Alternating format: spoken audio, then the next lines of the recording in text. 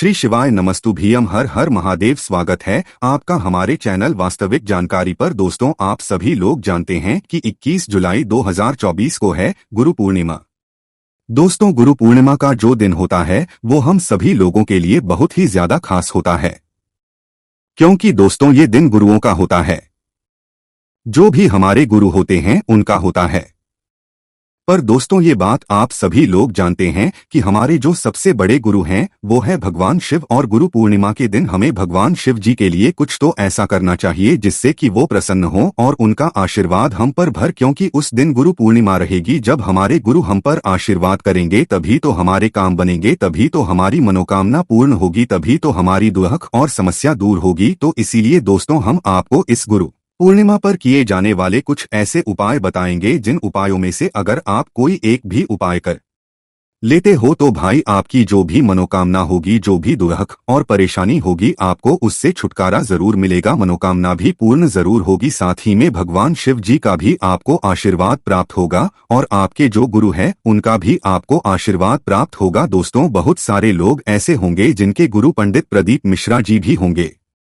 अब आपसे हमारा एक निवेदन है कि आप हमें कमेंट करके जरूर बताएं कि आपके भी गुरु पंडित प्रदीप मिश्रा जी हैं। पर हमारे सबसे बड़े गुरु और पंडित प्रदीप मिश्रा जी के भी सबसे बड़े गुरु भगवान शिव हैं। तो भगवान शिव जी को इस दिन कैसे प्रसन्न करें? तो दोस्तों, हम आपको यहां पर बता दें कि पूर्णिमा का जो दिन होता है ये बहुत ही ज्यादा खास होता है। और इस बार की पूर्णिमा बहुत ही ज्यादा खास है क्योंकि 21 जुलाई की गुरु पूर्णिमा है और 22 जुलाई से महीना शुरू हो रहा है और महीने का पहला सोमवार भी 22 जुलाई के दिन ही पड़ रहा है। तो आखिर दोस्तों, इस दिन आप लोगों को क्या करना चाहिए? सबसे पहले चीज दोस्तों, आप सभी लोग जानते हो कि देवशयनी एकादशी के दिन से क्या होता है कि भाई जो भगवान विष्णु है वो पूरा भार शिव जी को दे देते हैं। तो एक तरीके से आप मान सकते हो कि भाई देवशयनी एकादशी के बाद से जितने भी दिन होते हैं वो सारे भगवान शिव जी के हाथों में ही चले जाते हैं, है ना? तो भाई अब गुरु पूर्णिमा के दिन भी आप लोग एक नहीं 2 जल चढ़ाकर आना। अब दोस्तों, ये जो 2 लोटा जल आप लोग लेकर जाओगे, ये कैसे लेकर जाओगे? इसको लेकर बहुत ज्यादा परेशानी है। और ये 2 लोटा जल के साथ में हमें ऐसी कौन सी चीज लेकर जाना है जिससे भगवान शिव गुरु पूर्णिमा के दिन हमसे प्रसन्न हो जाए? और हमें हमारे घर में ऐसी क्या चीज बनानी चाहिए जिससे कि भगवान प्रसन्न हो और हम पर आशीर्वाद करें? तो सबसे बड़ी चीज दोस्तों, आप लोगों को गुरु पूर्णिमा के दिन सुबह सुबह प्रातःकाल, देखो अब हम गुरु पूर्णिमा के दिन ये बात बिल्कुल नहीं कहेंगे कि भाई आप 10, 11, 12 बजे तक उपाय करना, 11, 12 बजे तक जो है उपाय करने के लिए जाना। देखो, गुरु पूर्णिमा का दिन रहेगा, बहुत ही विशेष दिन रहेगा। तो जितना जल्दी हो सकता है उतना जल्दी सुबह उठना और अपने 2 पात्रों का जल तैयार करना। हम आपसे वापस से कह रहे हैं, 2 लोटा कहने का मतलब ये नहीं है कि 2 आपके पास लोटे ही होने चाहिए। 2 लोटे होने का मतलब ये होता है कि 2 पात्र में आपको जल लेकर जाना है, क्योंकि अब भगवान शिव जी के ऊपर पूरी सृष्टि का भार है, वही पूरी चीजें देखते हैं। इसीलिए हमें जो है 2 लोटा जल यहां पर लेकर जाना चाहिए।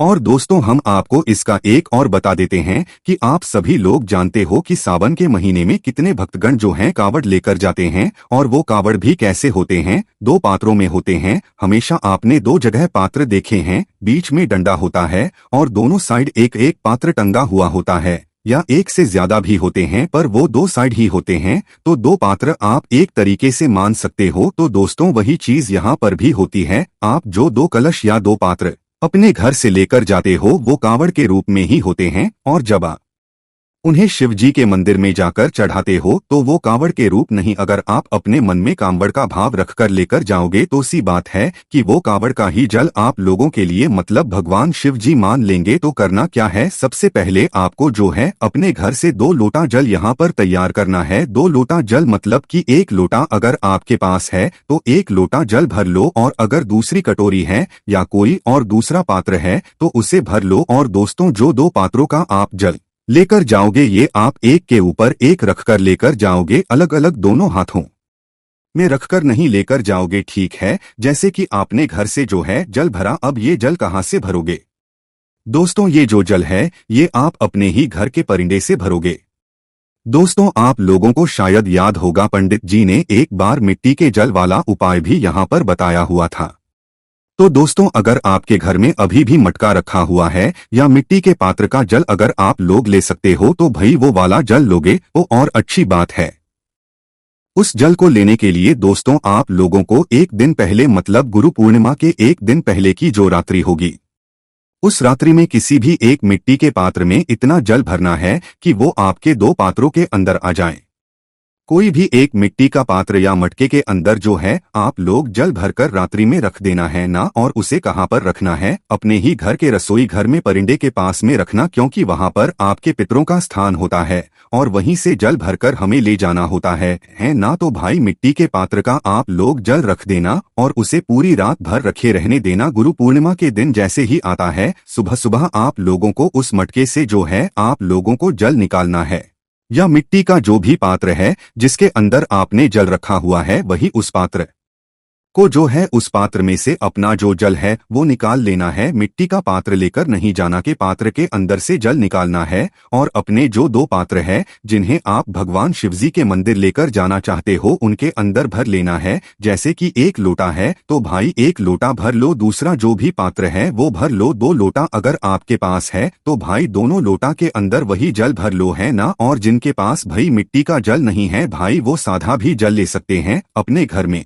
जो भी आपका पीने का पानी वाला स्थान है वहां पर आपका जो भी जल रखा हुआ है आप वो जल भी ले सकते हैं। इसमें कोई भी दिक्कत वाली बात नहीं है। मिट्टी का जल लेंगे तो और अच्छी बात होगी है ना। तो करना क्या है दोस्तों, दो पात्रों का आपने जल ले लिया। अभी दो पात्र है, एक लोटा हो गया। एक लोटा तो सबके पास होगा ही होगा, तो एक लोटा और जो दूसरा पात्र होगा वो आप चाहो तो एक कटोरी ले सकते हो या कोई भी ऐसा बर्तन ले सकते हो जिसके अंदर अच्छी मात्रा में जल बन जाए हैं ना। तो क्या करना है आप लोगों को, एक लोटा आपने लिया, उसे अपने सीधे हाथ के थिले में रखा। उसके बाद में जो दूसरा पात्र होगा वो आप अपने उसी लोटे के ऊपर रखोगे। उसे आप अपने उल्टे हाथ के थैले में पकड़कर नहीं लेकर जाओगे हैं ना। तो उसी लोटे के ऊपर आपको अपना वह जो पात्र है दूसरा वाला जिसके अंदर आपने जल भरा हुआ है वह आपको रखना होगा है ना। इस तरीके से को ये दो पात्र अपने हाथ में पकड़कर गुरु पूर्णिमा के दिन सुबह सुबह भगवान शिवजी के मंदिर में आप लोगों को जाना होगा। पर दोस्तों, क्या इन दो पात्रों के अलावा कोई और भी ऐसी चीज है जो कि हम अगर इस गुरु पूर्णिमा के दिन लेकर जाएं भगवान शिव जी को समर्पित करने के लिए, हमारे सबसे बड़े गुरु को समर्पित करने के लिए, तो क्या वो हमसे प्रसन्न हो जाएंगे? जी हाँ दोस्तों, एक और चीज है, वो है दोस्तों एक चावल का दाना। अब दोस्तों यहाँ पर हम आपसे 108 चावल के दाने नहीं कहेंगे, एक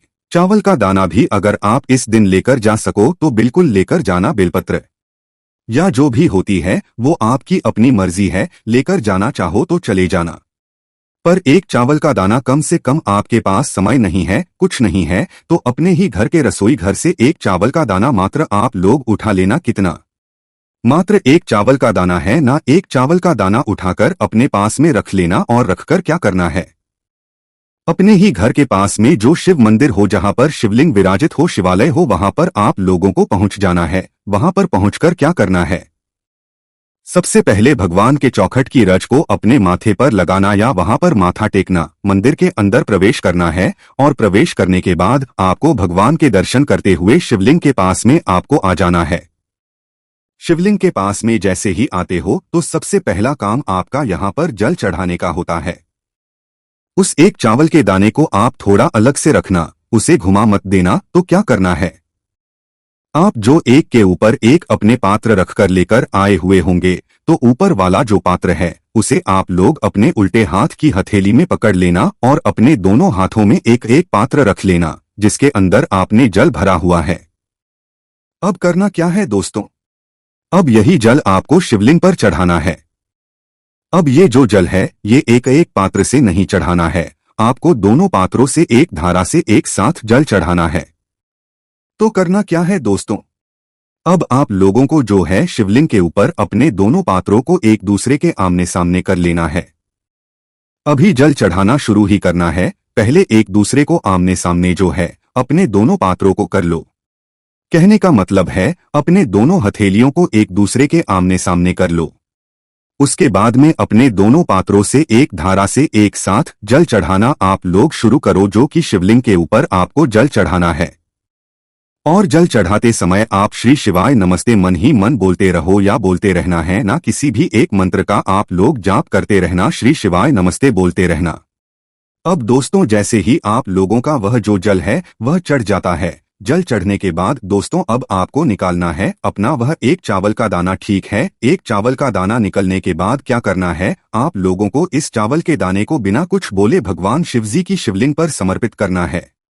अब हम आपसे यह नहीं कहेंगे कि आप मनोकामना बोलो, दुख और परेशानी बोलो, कुछ मत बोलो, क्योंकि जब आप किसी भी उपाय को करने के बाद अपनी मनोकामना या दुख और परेशानी बोलते हो तो आपको मिलता है जितना आपने बोला हुआ है। पर जब आप सिर्फ उपाय करते हो, भगवान को प्रसन्न करते हो, तो भाई भगवान आपको इतना कुछ प्रदान करते हैं जिसकी आपने कभी कल्पना भी नहीं करी हुई होती है। तो आपको मात्र क्या करना है, अपना एक चावल का दाना लेना है और उसे शिवजी की शिवलिंग के ऊपर समर्पित कर देना है। कहां पर समर्पित करना है, शिवलिंग के ऊपर समर्पित करना है।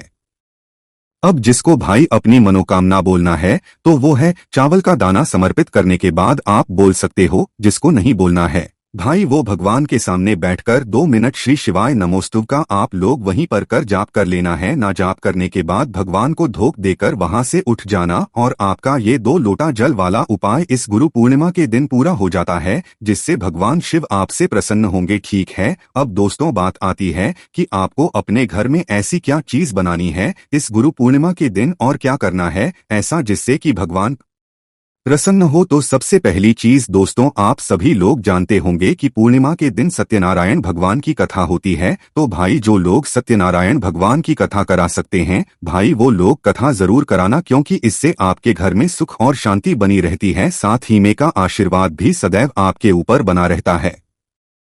इसके साथ ही में दोस्तों सबसे जरूरी चीज जो आपके घर में इस दिन बननी चाहिए वो बननी चाहिए खीर। किस चीज की खीर, चावल की खीर। देखो सुबह बनाओ चाहे शाम को बनाओ, पर एक टाइम तो आपके घर में इस मतलब पूर्णिमा के दिन विशेष रूप से गुरु पूर्णिमा के दिन चावल की खीर जरूर बननी चाहिए। और अगर आप लोग अपने गुरु से मिलने के लिए जाओ या कहीं पर भी जाओ अपने गुरु से मिलने के लिए, तो उनके लिए कुछ ना कुछ अपने हाथों से बनी हुई चीज जरूर लेकर जाना, चाहे फिर वो खीर ही क्यों ना हो तो भाई जरूर लेकर जाना, खाली हाथ बिल्कुल मत जाना। तो करना क्या है दोस्तों, सुबह या शाम किसी भी एक समय पर आप लोगों को अपने घर में चावल की खीर बनानी है और उस खीर का सबसे पहले अपने ही घर के मंदिर में लड्डू गोपाल को भोग लगाना है, सभी भगवानों को भोग लगाना है। जैसे ही आप अपने घर में सभी भगवानों को उस खीर का भोग लगाते हैं, उसके बाद में इस खीर को अपने घर के सभी सदस्यों को आपको देना भी है, सबको खिलाना भी है। ठीक है, इससे होगा क्या दोस्तों, अगर गुरु पूर्णिमा के दिन आप इस चावल की खीर को अपने घर में बनाकर भगवान को भोग लगाकर सभी लोग ग्रहण करते हैं तो घर में आपके परिवार के सदस्य जनों में प्रेम बना रहता है, मतलब सुख और शांति बनी रहती है। तो भाई गुरु पूर्णिमा का दिन है, मौका मत जाने देना, क्योंकि इस बार की गुरु पूर्णिमा सावन के महीने के एक दिन पहले पड़ रही है, मतलब अगले दिन से ही सावन का महीना यहाँ पर शुरू हो रहा है। तो भाई गुरु पूर्णिमा के दिन मत छोड़ना। गुरु पूर्णिमा के दिन भगवान शिवलिंग पर सबसे बड़े हमारे गुरु पर 2 लोटा जरूर चढ़ाना और एक चावल देना, हो सके तो चढ़ा देना अपनी मनोकामना के साथ में, और भगवान को धूप देकर वहां से घर पर आ जाना। बस दोस्तों यहाँ पर ये वाला उपाय पूरा हो जाता है। अगर इस गुरु पूर्णिमा को लेकर आपके मन में कोई भी प्रश्न है, कोई भी चीज आप लोग हमसे पूछना चाहते हैं, तो उसे आप हमसे कमेंट करके पूछ सकते हैं। श्री शिवाय नमस्तुभ्यम, हर हर महादेव।